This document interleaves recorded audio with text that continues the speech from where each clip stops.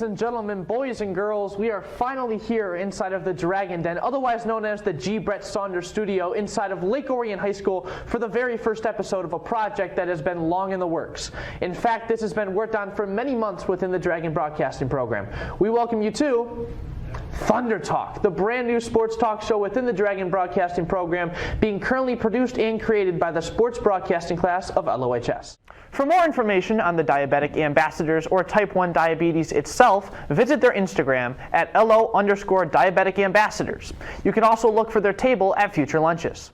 What's up, Lake Orion? On today's LO Sports Report, we've got basketball, and it looks like some more basketball. Well, let's get right into it. Roll that intro. On Tuesday, the JV girls basketball team hosted Clarkston for an exciting game. The Lady Dragons were playing extremely competitive basketball alongside the Wolves. Seatown had the lead at halftime, 12-8. However, the game would not stay in their favor as Jasmine Randolph ended the game with a game-winning bank shot that put LO up 24-23. 100%, Andrew. I mean, a lot of people think that bowling is really like a not competitive sport. I mean, you go out to the bowling lanes to have fun here and there with your family and friends, but I mean, these players are just taking it to the next level and really, trying to be the best at their craft, and it's really fun to watch. Thank you, Oliver. It appears all Dragons teams are finding success as the winter season winds down. We hope all teams at LOHS enjoy their time in the playoffs. As a reminder, the cheer team is competing in the district playoffs tonight at home at 6 p.m. Any and all support is welcome.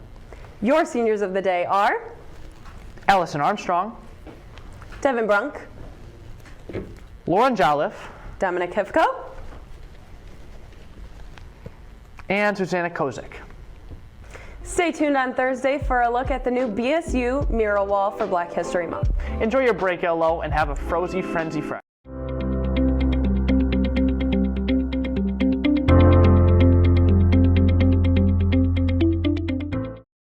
As students move from class to class during their passing time periods here at Lake Orion High School, whether they're an upperclassman or a freshman still trying to navigate the halls, some may have noticed a new installment that was put in prior to the school year.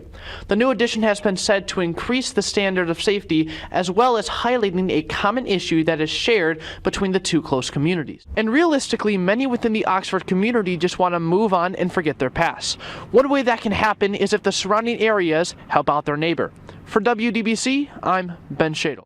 One of the more recent changes is currently happening behind me, and if you take a look at the intersection of Lapeer and Scripps Road, construction crews are currently adding in a new sign for the high school. The sign has been said to increase modernization and communications to every citizen inside of the Lake Orion community. With tons of new changes taking place inside the district, the sign will help communicate messages better, easier, and faster, and I know everyone loves those snow days.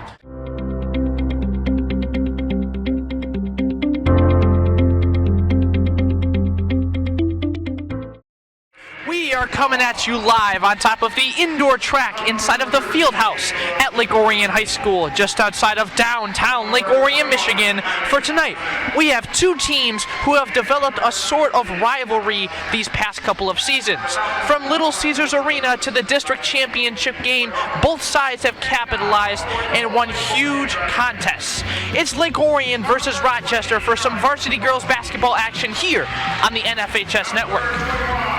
Good evening, ladies and gentlemen. My name is Ben Shadle, and as always, I'm blessed and fortunate to be joined by my partner in crime and co-commentator for tonight's contest, Tyler Ratliff. And Tyler, we spoke about it briefly before, but both teams here tonight have seen so much of each other. I mean, from Little Caesars Arena to the district championship game 2 years ago where LO came out on top. How does that directly impact tonight's contest? MJ Long almost had his ball as Stribling has it.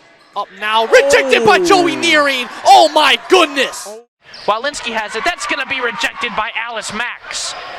Max gets the rebound. It's going to go up to her buddy Robinson. Bounce pass to Lucy Cook, and it's in. Butcher gets it out. Here goes Price Parks. Parks, fake pass. What a move! Zachary Price Parks hits the great play on the fast break opportunity. Won't fall. Gelman gets the rebound, though. Contact. He'll go out to Armstrong. Armstrong for the three-point laser beam shot, and it goes through. Back to Sharkey. Sharkey down low to Parks. Price Parks with the nice move down low in the lane, and he'll put it up and through for two. And Long with the rebound. Long over to Sykes. Pulling up for the triple at the three-point line. Will not fall. Shosky gets the rebound, though. Deep two-pointer shot falls through for Jackson Shosky. Picked away, clock winding down. Here goes Quay Fly, last second, book it, and it's going to go through. And as the clock winds down to 0, Troy will be happy to continue their undefeated record inside of the OAA White League as they take down their fellow undefeated rivals inside of the league with a 61-51 victory against the Lake Orion Dragons. Once again, my name is Ben Shadle, and we have been here on the ONTV crew for the ONTV Game of the Week. For everybody joining me on this crew, we'd like to say thank you for tuning in. Thank you for listening during your Christmas break. Farewell, friends.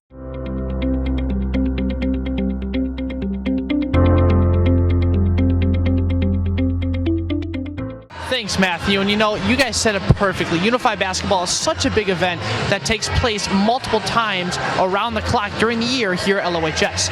There's actually an event that's scheduled later in the school year. It's a fully dedicated assembly to the Unified basketball program where our Unified team takes on another team from another school. I know all Dragon students and fans in attendance are looking forward to it. Guys, back to you. Thanks, Ryan. And one of the members of this Dragon starting lineup here tonight is junior Nevaeh Wood. Wood, being a former Wildcat herself, actually tore her ACL last season during her time at Oxford and then transferred back to LO this offseason to reunite with her former 8th grade basketball coach, Bob Bridges. Wood has said multiple times that she felt like she was being misused in Oxford's system, and obviously we've seen that change with certain scenarios, Wood bringing the ball up the court. Nevaeh Wood has been a key to both sides of the court here tonight, and that's only going to continue as the game goes on. Guys?